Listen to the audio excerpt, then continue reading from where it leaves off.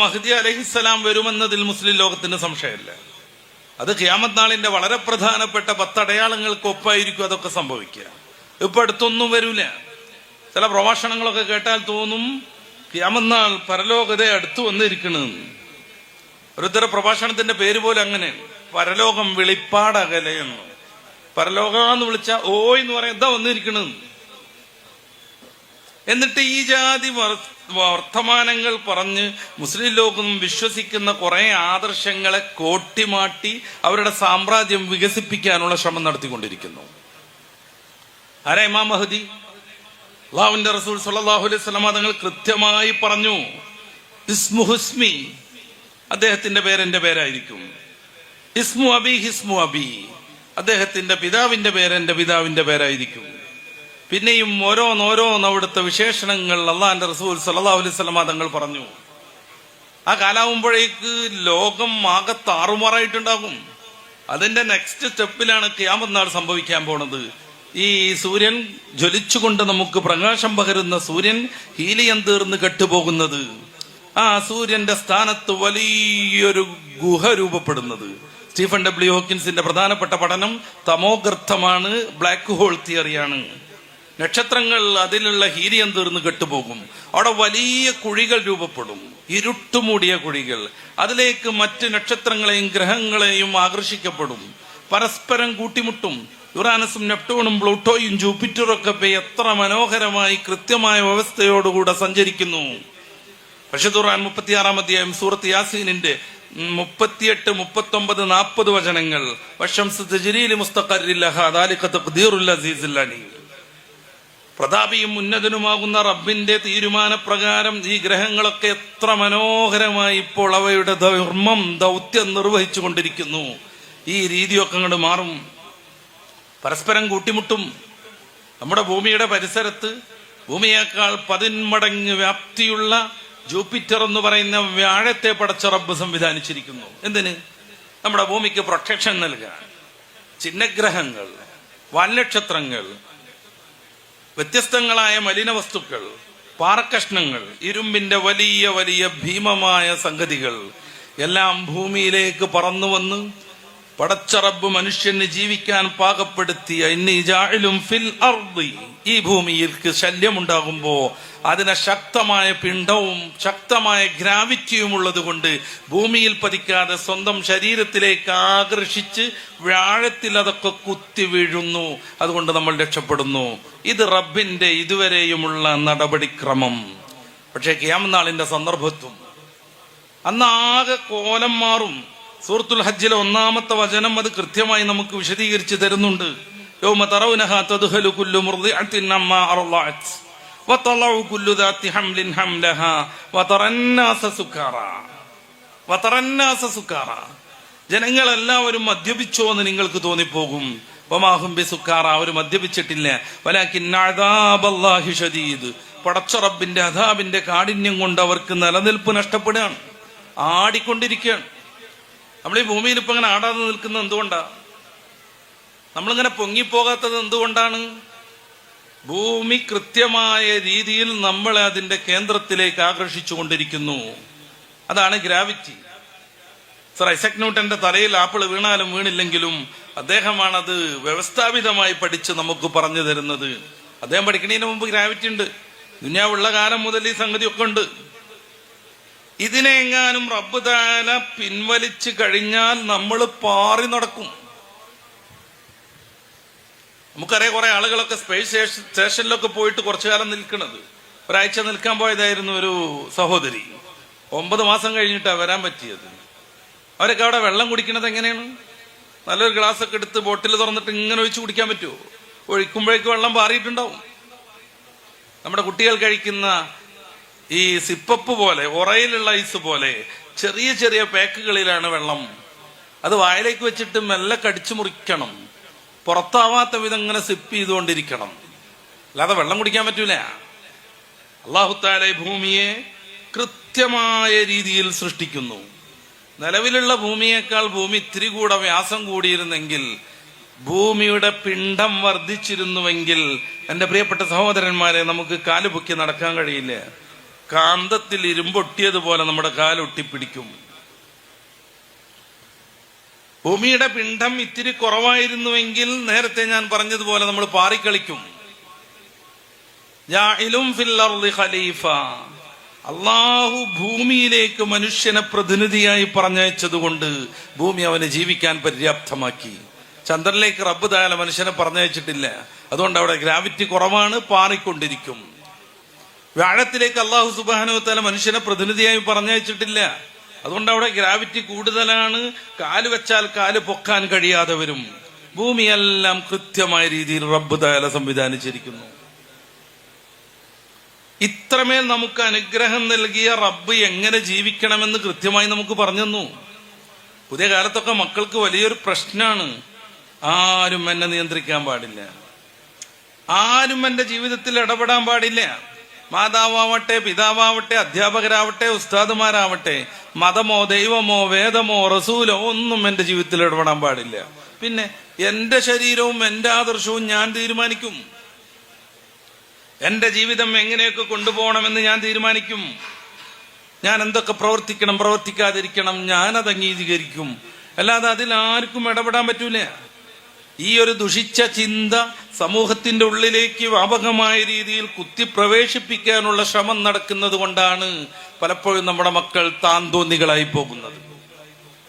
ഇതിന് ഊക്കുകൂട്ടാൻ വേണ്ടിയാണ് ദീനിന്റെ പേരും പറഞ്ഞു കുറെ ആളുകൾ വിവിധങ്ങളായ മതവിരുദ്ധ സംഗതികളുമായി വന്നുകൊണ്ടിരിക്കുന്നത്.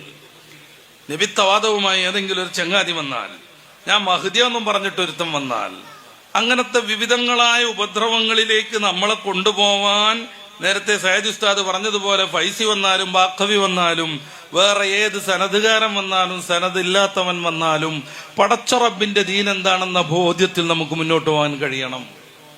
അതിന് വിരുദ്ധമായിട്ട് ഒന്നിലേക്കും നമ്മൾ കയറാൻ പറ്റൂലേ.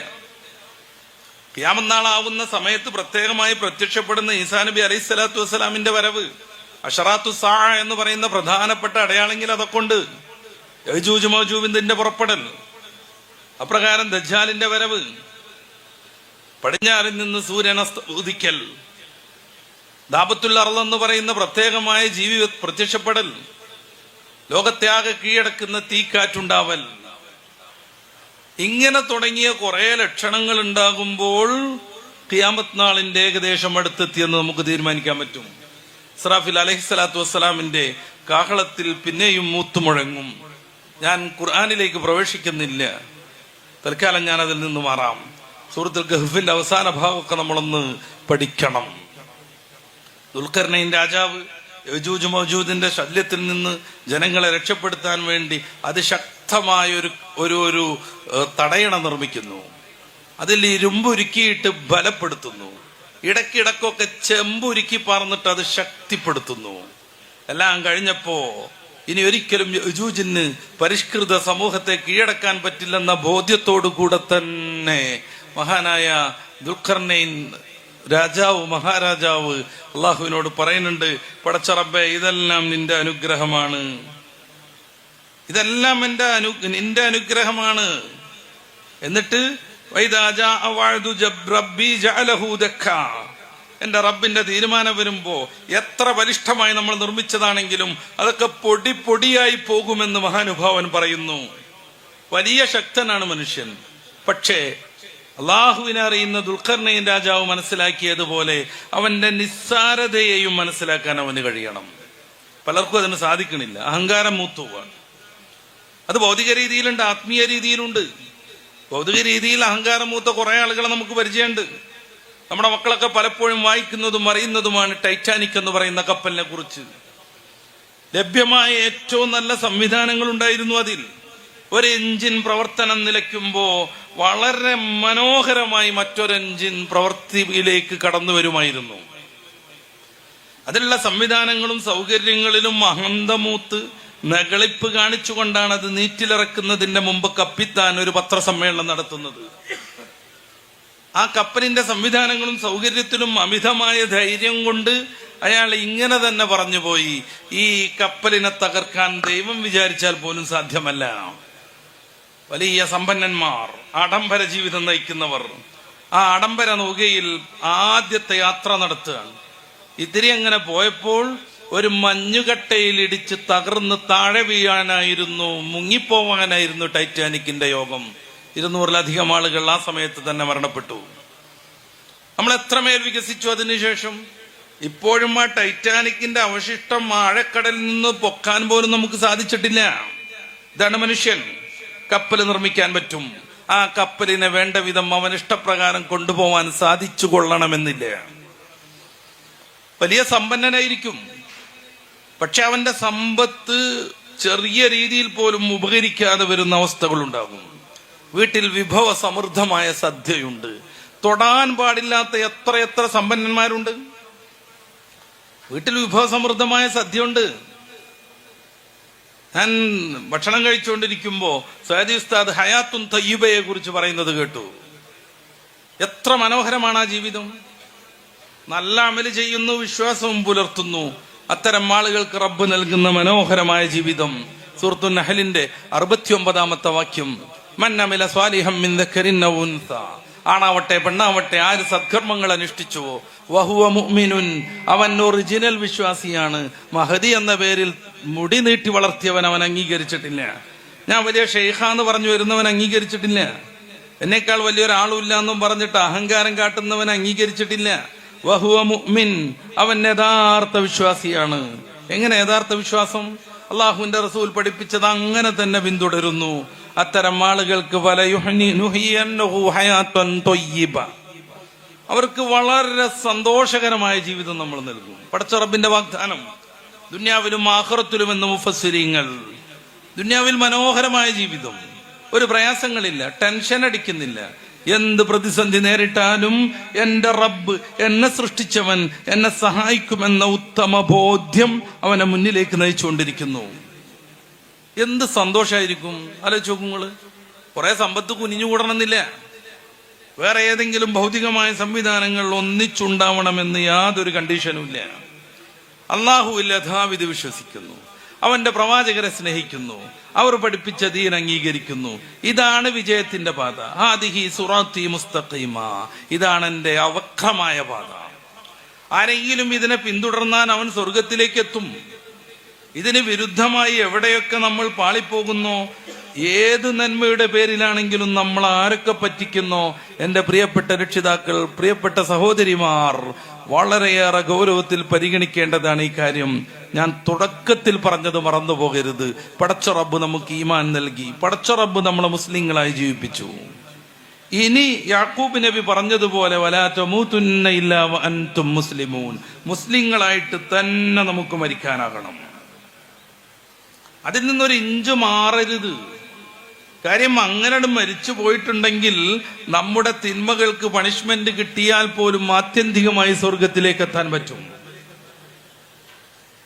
ചിലപ്പോ നമ്മൾ ചെയ്ത തിന്മകൾക്ക് തൗബയില്ലെങ്കിൽ, തൗബ അല്ലാഹു സ്വീകരിച്ചിട്ടില്ലെങ്കിൽ, അല്ലാഹുവിന്റെ മഹ്ദ് ഫദ്ല് കൊണ്ട് അവൻ നമ്മുടെ തെറ്റുകുറ്റങ്ങൾ മായ്ച്ചു കളയുന്നില്ലെങ്കിൽ ശിക്ഷ കിട്ടിയേക്കും.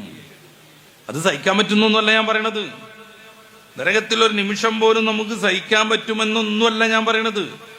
അതിന്റെ ഏറ്റവും അറ്റത്തിലേക്ക് പോയാൽ നമ്മൾ ചെയ്തു കൂട്ടിയ തെമ്മാടിത്തങ്ങൾക്ക് തെറ്റ് കിട്ടിയേക്കും, ശിക്ഷ കിട്ടിയേക്കും. എന്നാലും ആത്യന്തികമായി നരക ജീവിതമില്ല, സ്വർഗത്തിലേക്കെത്തും. ആ പഴയ ശിക്ഷയെല്ലാം മറക്കും. സ്വർഗത്തിൽ മറ്റുള്ളവരെ പോലെ എല്ലാ പരമാനന്ദങ്ങളെയും ആസ്വദിക്കാൻ കഴിയും. നേരെ മറിച്ച് ഈമാൻ കളഞ്ഞാലോ, ഈമാൻ കളഞ്ഞാൽ സ്വർഗത്തിന്റെ പരിമളം പോലും അവർക്ക് ആസ്വദിക്കാൻ കഴിയില്ല. അതാണ് ബിദ്അത്തുകാരും ഫാസിഖീങ്ങളും തമ്മിലുള്ള ഒരു വ്യത്യാസം. ബിദ്അത്തുകാരും ഫാസിഖീങ്ങളും തമ്മിലുള്ള പ്രധാനപ്പെട്ട ഒരു വ്യത്യാസം അതാണ്. ബിദ്അത്തുകാരൻ ഒരിക്കലും അവൻ ചെയ്തു പോകുന്ന ബിദ്അത്താകുന്ന അബദ്ധത്തെ കുറിച്ച് ബോധം ഉണ്ടാവില്ല. അവനൊരു നല്ല കാര്യത്തിലാന്ന് അവൻ വിചാരിച്ചു കൊണ്ടിരിക്കും. നേരെ മറിച്ച് ഫാസിക്കായ ഒരു മനുഷ്യനാണെങ്കിലോ അബദ്ധം സംഭവിച്ചു പോയി, എന്ത് ചെയ്യാൻ പറ്റുമെന്ന കുറ്റബോധത്തോടുകൂടെയാണ് അവൻ ജീവിക്കുന്നത്. രണ്ടും തമ്മിൽ വലിയ വ്യത്യാസമുണ്ട്. ആത്മാർത്ഥമായി തൗബ ചെയ്ത ആരെങ്കിലും തെറ്റുകളിൽ നിന്ന് മാറിയാൽ സ്വർഗം പോലും അവർക്ക് ലഭിക്കുമെന്നാണ് പരിശുദ്ധ ഖുർആൻ പറയുന്നത്. സൂറത്തു ആൽ ഇംറാന്റെ 133-ാമത്തെ വാക്യത്തിൽ ആരാണ് മുത്തഖീങ്ങളെന്നും അവർക്ക് റബ്ബ് തആല സൃഷ്ടിച്ചു വെച്ച ആകാശഭൂമിയുടെ വിശാലതയുള്ള സ്വർഗത്തെയും കുറിച്ച് പറയുന്നുണ്ട്. ആകാശഭൂമിയുടെ വിശാലത ഉണ്ട് സ്വർഗത്തിന്. അത് മുത്തഖീങ്ങൾക്ക് വേണ്ടി അവൻ തയ്യാറാക്കി വെച്ചിരിക്കുന്നു. ആരാണ് മുത്തഖീങ്ങൾ? പരിശുദ്ധ ഖുർആൻ തുടർന്ന് പറയുന്നത് അല്ലദീന യുൻഫിഖൂന ഫിസ്സറാഇ വല്ലറാഇ. നമുക്കൊക്കെ സാധ്യമാണ് ആ മുത്തഖീങ്ങളുടെ ഗണത്തിലേക്ക് വരാൻ. എന്നെ ശ്രവിക്കുന്ന പ്രിയപ്പെട്ട ഉമ്മമാർ, സഹോദരന്മാർ, മുത്തഖീങ്ങൾക്ക് അള്ളാഹു സ്വർഗം തയ്യാറാക്കി എന്ന് ഖുർആൻ പറഞ്ഞിട്ട് ആരാണ് മുത്തഖീങ്ങൾ എന്ന് വിശദീകരിക്കുന്ന ആലുംറാനിലെ ഭാഗം ഒന്ന് നന്നായിട്ട് പഠിക്കണം. അല്ലദീന യുൻഫിഖൂന ഫിസ്സറാഇ വല്ലറാഇ. സാമ്പത്തികമായി അധോഗതിയുണ്ടെങ്കിലും പുരോഗതിയുണ്ടെങ്കിലും അതിന്റെയൊക്കെ തോതനുസരിച്ച് അള്ളാഹുവിന്റെ ദീനീ പ്രവർത്തനങ്ങൾക്ക് ചെലവഴിക്കുന്നവർ നമുക്ക് സാധ്യമാണ്. ഞാൻ വിശദീകരിക്കുന്നില്ല. പണം കൊണ്ട് സ്വർഗം നേടിയ മഹാന്മാരെ പരിചയപ്പെടുത്തുന്ന മതമാണ് ഇസ്ലാം. നമ്മൾ ഇസ്ലാമിന്റെ മനോഹാരിത മനസ്സിലാക്കണ്ടേ? മനുഷ്യന് സമ്പാദിക്കാൻ പറ്റുമോ? പറ്റും. അധ്വാനിക്കാൻ പറ്റുമോ? പറ്റും. എത്ര സമ്പാദിക്കാം? ഇസ്ലാം അതിനൊരു കണക്ക് വെച്ചിട്ടില്ല. ഇസ്ലാം അതിനൊരു കണക്ക് വെച്ചിട്ടില്ല. നമ്മൾ നമ്മുടെ ഭാര്യയ്ക്ക് വേണ്ടി അധ്വാനിക്കാൻ പോകുമ്പോൾ അത് ഇസ്ലാമിന്റെ മാർഗത്തിലുള്ള ധർമ്മ സമരമാണെന്ന് മുഹമ്മദ് റസൂൽ സല്ലല്ലാഹു അലൈഹി വസല്ലം വിസ്തരിച്ചൊരു കഥയുണ്ട്. അഭിമായ നിബിതങ്ങളും കൂട്ടുകാരും ഇരിക്കുമ്പോ പല ദിവസങ്ങളിൽ അതിരാവിലെ നല്ല ആരോഗ്യമുള്ള ഒരു ചെറുപ്പക്കാരൻ വളരെ സ്പീഡിൽ നടന്നു പോകും ജോലിക്ക് വേണ്ടി. പല ദിവസം ഇത് ആവർത്തിച്ചപ്പോൾ സഹാബാക്കിറാം പരസ്പരം സംസാരിച്ചു. അദ്ദേഹത്തിന്റെ ഈ ഊർജ്ജസ്വലത, അദ്ദേഹത്തിന്റെ ഈ ഒരു ആരോഗ്യം, അദ്ദേഹത്തിന്റെ യുവത്വം ദീനിനു വേണ്ടി ചെലവഴിക്കായിരുന്നെങ്കിൽ എത്ര നന്നായി തീരും. ഹബീബായ റസൂൽ തങ്ങൾ അത് കേട്ടു. വിശ്വഗുരു അവരെ തിരുത്തി. അവിടുന്ന് ഓരോ കാര്യവും വിശദീകരിച്ചു കൊടുത്തു. അദ്ദേഹം അതിരാവിലെ പോകുന്നത് തന്റെ മാതാപിതാക്കൾക്ക് ജീവിക്കാനുള്ള വിഭവങ്ങൾ തേടിയാണെങ്കിൽ അദ്ദേഹത്തിന്റെ ഈ അധ്വാനം അള്ളാഹുവിന്റെ മാർഗത്തിലുള്ള ജിഹാദാണ്. അദ്ദേഹം അതിരാവിലെ വളരെ സ്പീഡിൽ ഇറങ്ങിപ്പോയി ജോലി ചെയ്യുന്നത് അദ്ദേഹത്തിന്റെ ഭാര്യയെ പോറ്റി വളർത്താനാണെങ്കിൽ അതും അള്ളാഹുവിന്റെ മാർഗത്തിലുള്ള ജിഹാദാണ്. വേണ്ട, അദ്ദേഹം രാവിലെ ജോലിക്ക് പോകുന്നത് തന്റെ സ്വന്തം കാര്യം നോക്കാനാണെങ്കിൽ, അന്യന്റെ മുമ്പിൽ യാചിക്കേണ്ട അവസ്ഥയിൽ നിന്ന് മാറി ആത്മാഭിമാനത്തോടുകൂടെ ജീവിക്കാനുള്ള വിഭവങ്ങൾ സ്വരൂക്കൂട്ടാനാണെങ്കിൽ അള്ളാഹുവിന്റെ മാർഗത്തിലുള്ള പോരാളിയാണ് അദ്ദേഹം. നോക്കുങ്ങള്, ഇത്രമേൽ തൊഴിലാളികൾക്ക് വേണ്ടി വാദിച്ച ഏതെങ്കിലും ഒരു ആദർശം കാണൂ ലോകത്ത്? ജീവിതത്തിൽ നമ്മൾ അധ്വാനിക്കുന്നത് ഒന്നുകിൽ മാതാപിതാക്കൾക്ക് വേണ്ടിയാണ്, അല്ലെങ്കിൽ മക്കൾക്കും ഭാര്യയ്ക്കും വേണ്ടിയാണ്, അല്ലെങ്കിൽ നമ്മുടെ ആവശ്യത്തിന് വേണ്ടിയാണ്. ഇതെല്ലാം കൂടെയായിട്ടുമാണ് പലപ്പോഴും ആ അധ്വാനം മുഴുവനും അള്ളാഹുവിന്റെ മാർഗത്തിലുള്ള ജിഹാദാണെന്ന്. അപ്പൊ ആർക്കും സമ്പാദിക്കാം. അള്ളാഹുവിന്റെ റസൂൽ സല്ലല്ലാഹു അലൈഹി വസല്ലം തങ്ങൾ പറയുന്നുണ്ട്, അവസാന കാലമാകുമ്പോൾ ദിർഹമും ദീനാറും ധാരാളമായി ആവശ്യമാകും. യുഖീമു ബിഹിമർ റജുലു ദീനഹു വദുന്യാഹു. ദിർഹം കൊണ്ടും ദീനാറ് കൊണ്ടുമായിരിക്കും മനുഷ്യർ അവരുടെ ദീനിനെയും ദുന്യാവിനെയും നിലനിർത്തുക. ദിർഹം കൊണ്ടും ദീനാറ് കൊണ്ടും ദുന്യാവിനെ നിലനിർത്താൻ നമുക്ക് മനസ്സിലാവും. നല്ല വീട് വെക്കാൻ, നല്ല കാറ് വാങ്ങാൻ, നല്ല ഭക്ഷ്യ വിഭവങ്ങൾ സ്വരൂക്കൂട്ടാൻ, നല്ല ചികിത്സ നടത്താൻ, നല്ല വിദ്യാഭ്യാസം നേടാൻ പണം വേണ്ടി വരും. പക്ഷെ ആഹാരം കൂടി നിലനിർത്തുന്നത് പണം കൊണ്ടായിരിക്കും. പെട്ടെന്ന് ഉൾക്കൊള്ളാൻ കഴിയില്ല. ഉൾക്കൊണ്ടേ പറ്റൂ. സ്വതക്ക ചെയ്യുന്നത് ആഖിറത്തിലേക്ക് പ്രതിഫലാർഹമാണ്. അതിന് പണം വേണം. മക്കൾക്ക് വിദ്യാഭ്യാസം നൽകുന്നത് ആഖിറത്തിൽ പ്രതിഫലാർഹമാണ്. അതിന് പണം വേണം. നമ്മുടെ ഭാര്യയെയും മക്കളെയും ഒക്കെ ഹിജാബോടുകൂടെ നല്ല വൃത്തിയിൽ നമ്മുടെ സമൂഹത്തിനിടയിൽ കൊണ്ടു നടക്കുന്നതിന് പണം വേണം. ഏറ്റവും ചുരുങ്ങിയത് സെക്കൻഡ് ഹാൻഡിൽ ഏറ്റവും ചെറിയ രീതിയിൽ ഒരു കാറെങ്കിലും ഒരു ഓട്ടോറിക്ഷയെങ്കിലും സ്വന്തമായിട്ടുണ്ടെങ്കിൽ പൊതുവാഹനങ്ങളിൽ കയറിയിട്ട് നമ്മുടെ ഭാര്യയെ മക്കളെ അന്യപുരുഷന്മാർ ദർശിക്കുന്ന സ്പർശിക്കുന്ന അവസ്ഥ മാറ്റാൻ പറ്റും. വളരെ ചെറിയ പൈസക്ക് ഒരു 25,000 രൂപക്ക് ഒരു സെക്കൻഡ് ഹാൻഡ് ഓട്ടോറിക്ഷ കിട്ടുന്നു. അതിൽ നമ്മുടെ മക്കളെ, നമ്മുടെ ഭാര്യയെ, പ്രായപൂർത്തിയായ നമ്മുടെ സഹോദരിയെ കൊണ്ടു നടക്കാൻ നമുക്ക് സാധിക്കുമെങ്കിൽ പൊതുവാഹനത്തിൽ നിന്നുള്ള സ്പർശനത്തിൽ നിന്നൊഴിവാക്കാം, ദർശനത്തിൽ നിന്നൊഴിവാക്കാം, ഒരതലിൽ നിന്നൊഴിവാക്കാം. അങ്ങനെ ദീന് പാലിക്കാൻ പറ്റും. അതുകൊണ്ട് യുഖീമു ബിഹിമർ റജുലു ദീനഹു വദുന്യാഹു. സൂഫി ചക്രവാളത്തിൽ ഉന്നത ശ്രേണിയിലുള്ള മഹാനാണ് അബ്ദുല്ലാഹിബ്നുൽ ഹദ്ദാദ് റളിയല്ലാഹു അൻഹു. അബ്ദുല്ലാഹിൽ ഹദ്ദാദ് റളിയല്ലാഹു അൻഹു. അദ്ദേഹത്തിന്റെ 5 ഗ്രന്ഥങ്ങളുടെ ഒരു സിൽസില പുതിയ രീതിയിൽ പ്രിന്റ് ചെയ്ത് ഇപ്പൊ പുറത്തിറങ്ങിയിട്ടുണ്ട്. അതിൽ 2ാമത്തെ പുസ്തകത്തിന്റെ കിതാബിന്റെ പേര് അദ്ദഅവത്തു താമ്മ എന്നാണ്. ആ അദ്ദഅവത്തു താമയിൽ സൂഫി വര്യനാകുന്ന റാത്തീബുൽ ഹദ്ദാദിന്റെ ഉപജ്ഞാതാവാകുന്ന അബ്ദുല്ലാഹിൽ ഹദ്ദാദ് റളിയല്ലാഹു അൻഹു പറയുന്ന ഒരു കാര്യം അദ്ദേഹം സ്വന്തമായിട്ട് പറയല്ല. സൂഫി ചക്രവാളത്തിലെ മറ്റൊരു താരകം ഹസനുൽ ബസ്രി റളിയല്ലാഹു അൻഹുവിൽ നിന്ന് ഉദ്ധരിച്ചുകൊണ്ട് പറയുന്ന ഒരു കാര്യം, അവസാന കാലമാകുമ്പോഴേക്ക് ധാരാളമായി പണം ആവശ്യമായി വരും എന്നാണ്. ലൗലദ്ദറാഹിമു വദ്ദനാനീർ, ദിർഹമും ദീനാറുമില്ലെങ്കിൽ ലതമന്ദലനൽ മുലൂക്കു, അധികാരികൾ നമ്മളെ കർച്ചീഫാക്കി കളയുന്നാണ്. ലതമന്ദലന, നമ്മളങ്ങനെ ചുരുട്ടി വലിച്ചെറിയുന്നു, തീരെ മൈൻഡ് ചെയ്യൂല. ലതമന്ദലന, നമ്മളെ മിന്തിയിലാക്കി കളയുന്നു. അതില്ലാതാവണമെങ്കിൽ സാമ്പത്തികമായ അഭിവൃദ്ധി വേണ്ടി വരും.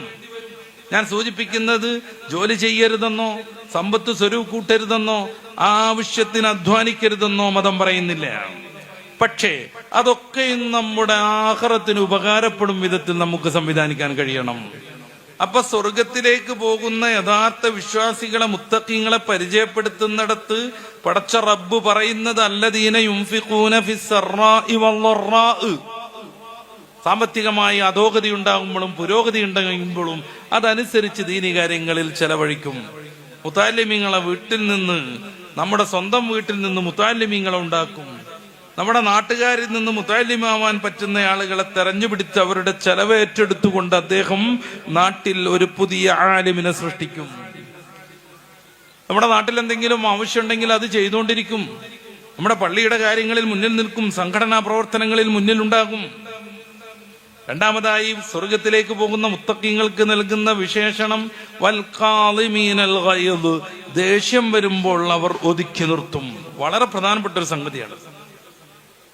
ദേഷ്യം വരുമ്പോൾ ഒതുക്കി നിർത്തണം. അൽ ഉജലത്തു മിന ശൈത്താൻ, ഹബീബായ റസൂൽ തങ്ങൾ അങ്ങനെ പറഞ്ഞു. എടുത്തുചാട്ടം പൈശാചികമാണ്. ഒരൊറ്റ ഊക്കിന് ദേഷ്യം പിടിച്ച് ചെയ്തു കൂട്ടുന്ന എന്തെല്ലാം അനർത്ഥങ്ങളുണ്ട്. വല്ലാഫീനാനിന്നാസ്, ഇതിന്റെ അനുബന്ധമാണ്. നമ്മളുമായി ബന്ധമുള്ള ആളുകളിൽ നിന്ന് എന്തെങ്കിലും അബദ്ധം വന്നാൽ ആ സ്വർഗത്തിലേക്ക് പോകുന്ന മുത്തഖീങ്ങൾ അതവർക്ക് പൊറുത്തു കൊടുക്കും. അല്ലാഹു യുഹിബ്ബുൽ മുഹ്സിനീൻ, അല്ലാഹു സത്കർമ്മങ്ങൾ അനുഷ്ഠിക്കുന്നവരെ വല്ലാതെ ഇഷ്ടപ്പെടുന്നു. എന്നിട്ട് സ്വർഗത്തിലേക്ക് പോകുന്ന ആളുകളുടെ വേറൊരു വിശേഷണം പറയുന്നു. വല്ലദീന ഇദാ ഫഅലൂ ഫാഹിഷതൻ ഔ ളലമൂ അൻഫുസഹും ദക്കറുല്ലാഹ വസ്തഗ്ഫറൂ ലിദുനൂബിഹിം, വല്ല തെറ്റും അബദ്ധവും അവരിൽ നിന്ന് വന്നു പോയാൽ, തിരേ വരാത്തവർ മുത്തഖീങ്ങൾ എന്ന് ഖുർആൻ പറയുന്നുണ്ട്. പക്ഷെ ആലിമ്രാനിൽ ഞാൻ ഈ പറയുന്ന ഭാഗത്ത് തെറ്റ് തീരെ സംഭവിക്കാത്തവരെന്നല്ല പറയുന്നത്. നേരെ മറിച്ച് തെറ്റ് സംഭവിച്ചു പോയാൽ ദക്റുല്ലാഹ്, അവർ അള്ളാഹുവിനെ ഓർക്കും. വസ്തഗ്ഫറൂ ലിദുനൂബിഹിം, അവർ അവരുടെ ദുനൂബിന് അള്ളാഹുവിനോട് പൊറുക്കലിനെ തേടും. വമൻ യഗ്ഫിറുദ് ദുനൂബ ഇല്ലല്ലാഹ്, അള്ളാഹു അല്ലാതെ മറ്റാര് പാപം പൊറുക്കാൻ. വലം യുസിറു അലാ മാ ഫഅലൂ വഹും യഅലമൂൻ, അറിഞ്ഞുകൊണ്ട് അവർ ചെയ്യുന്ന തെറ്റിൽ അവർ സ്ഥിരമായി നിലകൊള്ളില്ല, മാറും. അത്തരം ആളുകൾക്ക് അല്ലാഹു മഗ്ഫിറത്ത് നൽകും, സ്വർഗം നൽകും, എല്ലാവിധ സംവിധാനങ്ങളും നൽകും. പ്രിയപ്പെട്ട സഹോദരന്മാരെ, സഹോദരിമാരെ, തൗബയുടെ നിബന്ധന പാലിച്ച് നമ്മൾ റബ്ബിലേക്ക് മടങ്ങിയാൽ 25-ാം അധ്യായം സൂറത്തുൽ ഫുർഖാനിന്റെ 70-ാമത്തെ വാക്യത്തിൽ ഉലൈക യുബദ്ദിലുല്ലാഹു സയ്യിആതിഹിം ഹസനാത്ത്, അതുവരെ അവർ ചെയ്ത തിന്മകളെ നന്മയാക്കി റബ്ബ് മാറ്റും എന്നാ ഖുർആൻ പറയണത്. അതുവരെ ചെയ്ത തിന്മകളെ റബ്ബ് തആല നന്മയാക്കി മാറ്റും.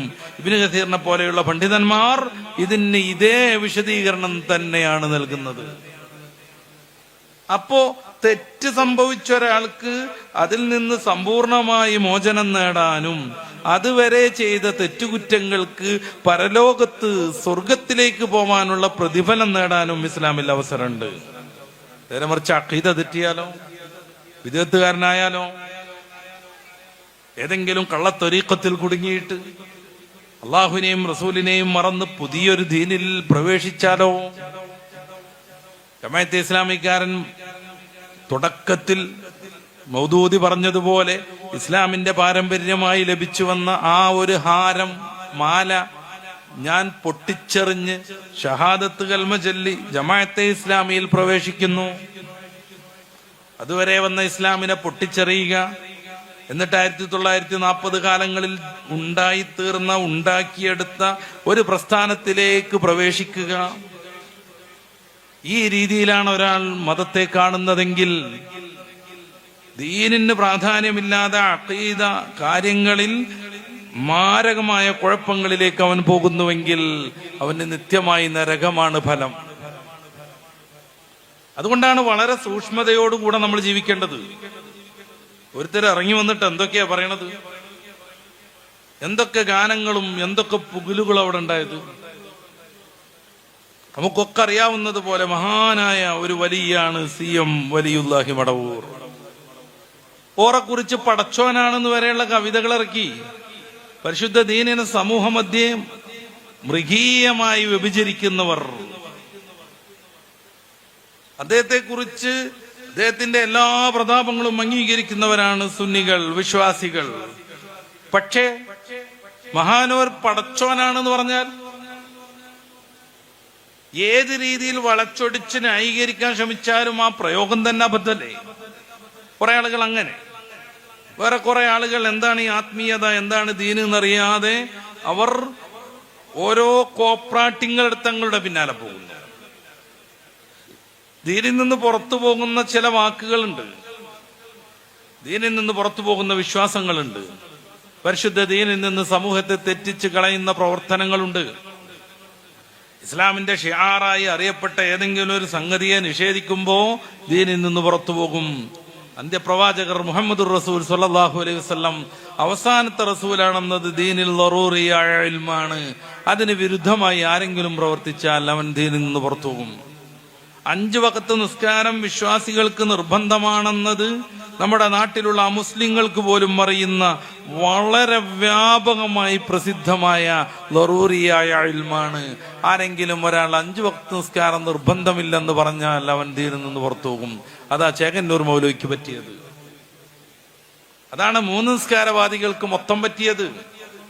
ഞങ്ങൾ ഖുർആനീങ്ങളാന്നും പറഞ്ഞിട്ട് പുതിയ ആദർശമായിട്ട് വന്നവർക്കൊക്കെ അതാണ് സംഭവിച്ചത്.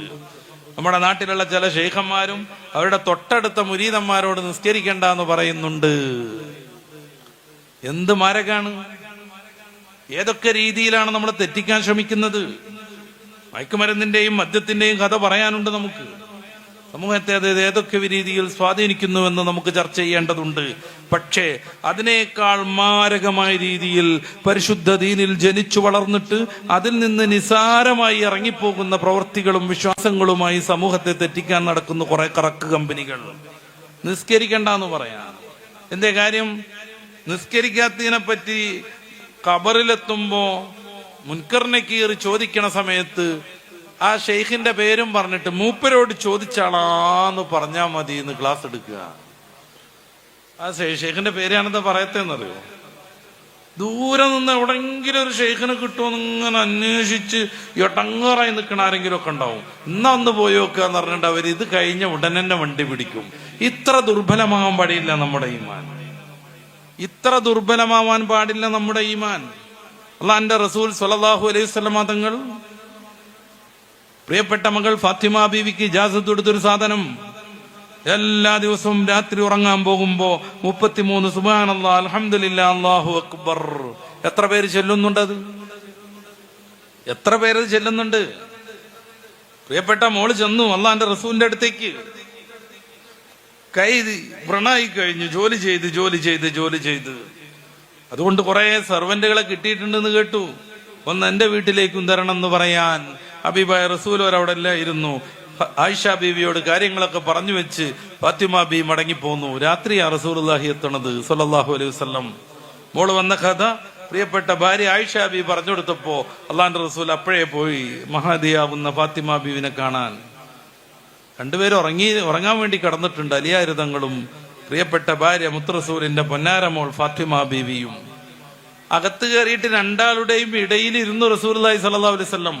നോക്കണം, ആ മകളും ആ മരുമകനും അള്ളാന്റെ റസൂലും തമ്മിലുള്ള ബന്ധം. നമ്മുടെ മകളും മരുവനും കിടക്കുന്ന റൂമിൽ കയറിയിട്ട് അവരുടെ രണ്ടുപേരുടെയും ഇടയിലിരിക്കാൻ നമുക്കൊക്കെ സാധിക്കുമെന്ന് ആലോചിച്ച് നോക്കുക. അത്രമേൽ ബന്ധമായിരുന്നു രണ്ടുപേരോട് അള്ളാഹുവിന്റെ റസൂൽ തങ്ങൾക്ക്. ഫാത്തിമ ബി പറയുന്നുണ്ട്, തണുപ്പത്ത് നിന്ന് വന്നത് കാരണം എന്റെ റസൂലിന്റെ കാല് തട്ടിയിട്ട് എന്റെ ഈ കഴുത്തുഭാഗത്ത് തണുത്തുപോയി എന്ന്. അവിടെ വെച്ച് ഹബീബായ മുത്തറസൂൽ അവർക്ക് ഇജാസത്ത് കൊടുക്കുകയാണ്. മോളെ, നല്ലൊരു കാര്യം ഞാൻ പറഞ്ഞു തരാം. സുബ്ഹാനല്ലാഹ്, അൽഹംദുലില്ലാഹ്, അല്ലാഹു അക്ബർ 33 പ്രാവശ്യം നീ ചൊല്ലി ഉറങ്ങണം. ഇത് റസൂലുള്ളാഹി നേരിട്ട് ഇജാസത്ത് തന്നതാണ്. ഇത് സ്വീകരിച്ച് ഇതുവരെയും പുലർത്തിപ്പോന്ന എത്ര പേർ കൂട്ടത്തിലുണ്ടാവും പ്രിയപ്പെട്ട സഹോദരി?